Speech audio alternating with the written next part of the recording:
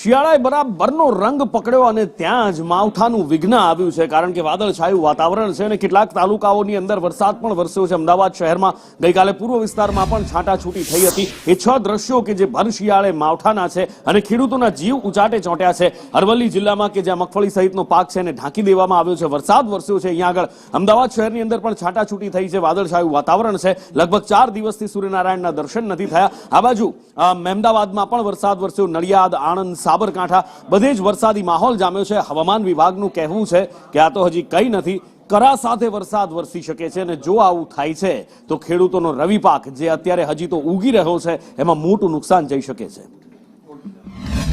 अगले जो 24 आवर में गुजरात रीजन में light to moderate thunderstorm and with lightning होने का चांसेस है. उसका जो गस्टिंग विंड स्पीड है 30 to 40 किलोमीटर रहेगा.